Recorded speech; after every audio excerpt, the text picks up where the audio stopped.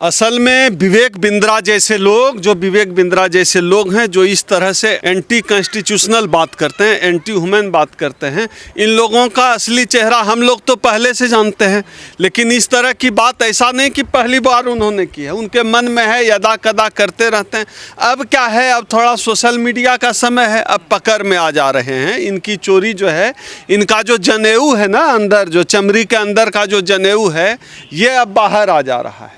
तो अब ये नहीं चलने वाला है कि आप कुछ भी बोल दें SC ST OBC के खिलाफ तो चल जाएगा। असल में ये लोग अंदर से अपराधी हैं, जातिवादी तो हैं ही, लेकिन आपराधिक प्रवृत्ति के स्तर तक ये जातिवादी हैं कि कोई अपराध भी कर गुजरे SC ST OBC के खिलाफ।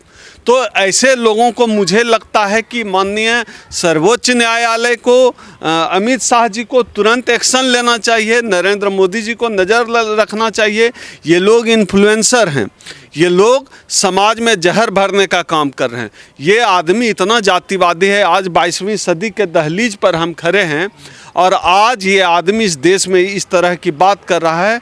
यह आदमी एंटी कॉन्स्टिट्यूशनल बात कर रहा है। मेरे हिसाब से इस आदमी के लिए दो उपाय है, इस विवेक बिंद्रा के लिए, या तो इसको पागल खाने भेजो या तो इसको जेल में भेजो।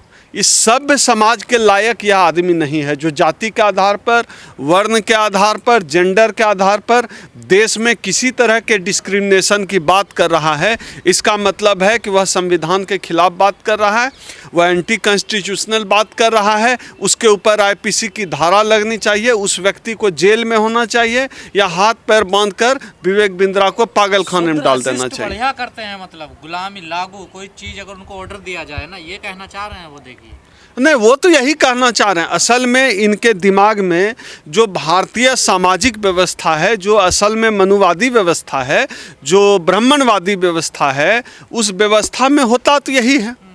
लेकिन अब यह औकात में भी आ रहा है। ऐसे लोग अब औकात में आ रहे हैं। विवेक बिंद्रा जैसे लोग अब औकात में आ रहे हैं। उनको समझ में आ रहा है कि अब देश में संविधान का राज है। अब क्या है, असल में देश में भाजपा और RSS का शासन और सत्ता चल रहा है, तो लोगों को लगता है कि अब तो सवर्ण शासन है। सवर्ण शासन छोड़िए, ब्राह्मणों को लगता है कि देश में ब्रह्म राज लागू हो चुका है, ब्राह्मणों का राज लागू हो चुका है। अब संविधान की वजह से SC ST OBC के लोग पढ़ लिख गए, आगे बढ़ गए, सरकारी नौकरियों में आ गए, उनके जीवन में बेहतरी आ गई।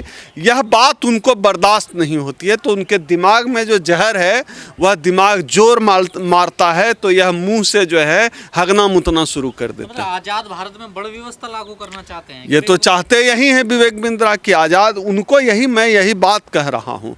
उनको लगता है कि RSS का शासन है, BJP का शासन है। अब जो है, जो हिंदू व्यवस्था है, वर्ण व्यवस्था है, मनु व्यवस्था है, उसको लागू करने के लिए इससे बेहतर समय है नहीं। और यह बात सिर्फ बिंद्रा की नहीं है, यह बात इसमें से बहुत सारे देश के अधिकांश धूर्त ब्राह्मणों को अब यही लगता है कि देश में मनु का राज आ गया है। समझ लो भैया, औकात तो तुम्हारे जो मोहन भागवत के उसकी भी नहीं है कि अब जो है दलितों से जो है पैखाना साफ करवा ले। औकात तो तुम्हारे मोहन भागवत की नहीं है कि दलित को अच्छा कपड़ा पहनने से रोक ले, अच्छा खाना खाने से रोक ले, क्योंकि बाबा साहब ने इतनी मजबूत व्यवस्था दी है कि मनुवादी हर जगह सत्ता और संसाधन पर कब्जा होने के बावजूद आज भी वो कर नहीं पा रहे हैं उस स्तर पे मनमानी, जिस स्तर पे मनमानी करना चाहते हैं, क्योंकि अब तो बोलने पर भी ब्रेक है। गुप्तेश्वर पांडे ने जो कहा उसको आप कैसे देख रहे हैं? देखिए, गुप्तेश्वर पांडे को मैं सामान्य मानव मानता ही नहीं हूँ।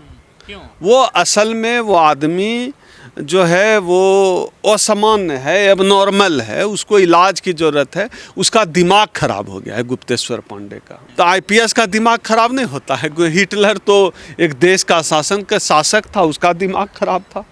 तो पागलों की कमी है क्या? एक DIG DGP था, वो नाक में महिलाओं वाले कपड़े पहन के जो है रहता था। एक DGP था कि DIG था। तो गधे सिर्फ काबुल में थोड़े ही न पाए जाते हैं, सब जगह। तो IPS भी गुप्तेश्वर पांडे IPS भी पागल हो सकता है। इस बात से किसको कोई भी पागल हो सकता है। उसके बाद से कौन सहमत होगा? तो अब बताइए, गुप्तेश्वर पांडे कहता है कि ब्राह्मण अगर धूर्त हो, चोर हो, अधम हो, नीच हो, तब भी उसका सम्मान करना चाहिए। अरे पागल, तुम अधम हो तो तुमको अधम ही कहेंगे, तुम नीच ब्राह्मण हो गुप्तेश्वर पांडे तो तुमको नीच ब्राह्मण ही कहेंगे। जो संविधान के खिलाफ बात करता हो चाहे कोई हो वह नीच है। तुम एंटी कॉन्स्टिट्यूशनल बात कर रहे हो गुप्तेश्वर पांडे, तुम नीच हो, तुम अधम हो, तुम घटिया ब्राह्मण हो। हम तुमको घटिया बोलते हैं, हम तुमको अधम बोलते हैं, हम तुमको नीच बोलते हैं।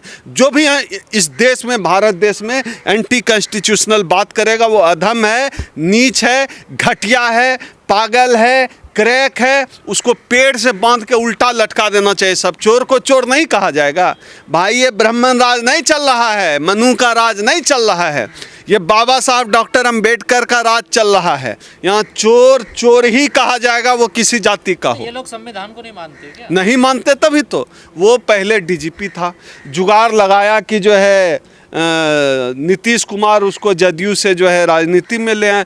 नीतीश कुमार तो उनके साथ काम किया। नीतीश कुमार को समझ में आ गया होगा कि क्रैक है, मेंटल केस है गुप्तेश्वर पांडे, इसलिए तो उसको स्पेस नहीं दिया, भगा दिया नीतीश कुमार ने।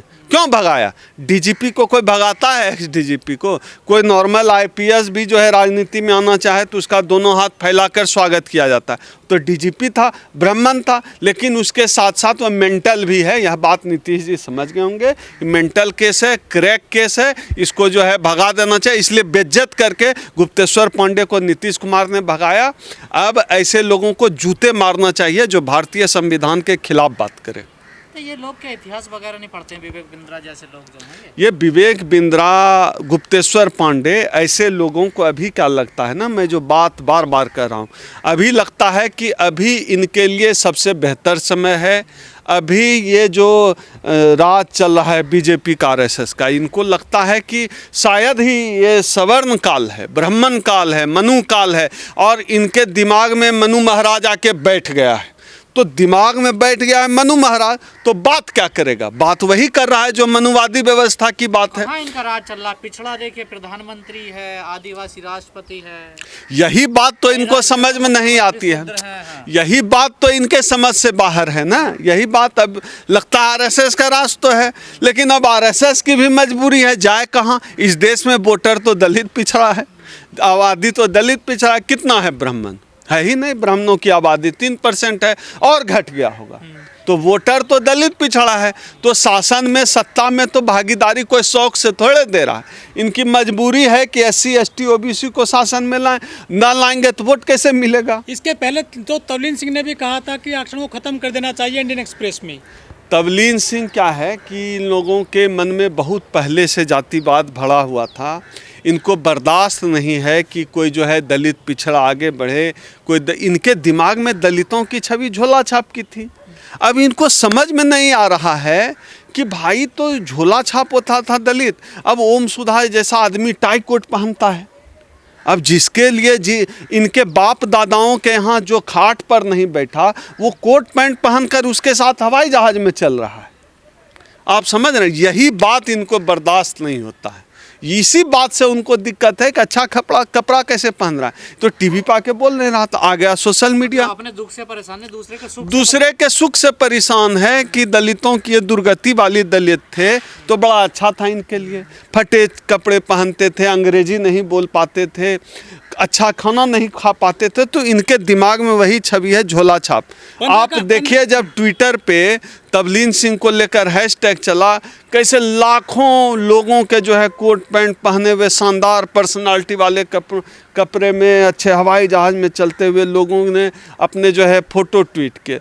तवलीन सिंह तो जितना जो है ना, पूरी ज़िंदगी में जितना हवाई जहाज़ से चली होगी उससे ज़्यादा तो हम 1 साल में चल लेते हैं। पूरी ज़िंदगी में तवलीन सिंह जितना हवाई जहाज़ पे चली होगी ना पूरी ज़िंदगी में, उससे ज़्यादा हम 1 साल में चलते हैं। तो दलितों के ज़िंदगी में, हम लोगों के ज़िंदगी में यह बदलाव बाबा साहब डॉक्टर अंबेडकर के संविधान से है। यह बात इनको बर्दाश्त नहीं है। 2023 को विवेक देवराम ने जो है लेख दिया था कि संविधान खत्म कर देना चाहिए। बहुत बड़ी जमात है, इनको कहाँ से मिल रहा है खाद पानी जो इस तरह से बोल देते हैं? इनको खाद पानी बस वहीं से मिल रहा है कि देश में बीजेपी की सरकार है, आरएसएस की सरकार है, सबके दिमाग में मनु महाराज आके बैठ गया है। और सत्ता भी प्रत्यक्ष रूप से तो नहीं कर पाती है सत्ता मदद, लेकिन अप्रत्यक्ष रूप से सत्ता इनके लिए नॉर्मल रहती है। अभी हम आपसे बात कर रहे हैं, इंटरव्यू दे रहे हैं, हो सकता है इसमें से कोई बात निकाले, तोड़ मरोड़ के मेरे ऊपर FIR कर दे, जेल भेज दे। लक्ष्मण यादव जैसे लोगों को देखिए नौकरी से बर्खास्त कर दिया, इतना काबिल लड़का, इतना प्रोफेसर, मेरा दोस्त है। रितु सिंह मेरी दोस्त है, उसको नौकरी से निकाल दिया। तो ये लोग ऐसे करते हैं कि दलितों पिछड़ों को बाहर करेंगे, तो इसी से खाद्य पानी मिलता है। उसको पता है कि कुछ भी बोल दे, चाहे अब देखिए विवेक देवराय जो है कॉन्स्टिट्यूशनल पोस्ट पे बैठा हुआ आर्थिक सलाहकार है, कुछ भी बोल दें, कुछ भी लिख दें, तबलीन सिंह कुछ भी लिख दे, इनको लगता है कि सम्मान इनका बना रहेगा, सत्ता इनको Z+ सिक्योरिटी देगी, कहीं का चेयरमैन बना देगी, और गाहे बगाहे होता भी है ऐसा, इसमें दो राय नहीं है। सत्ता का संरक्षण इनको है।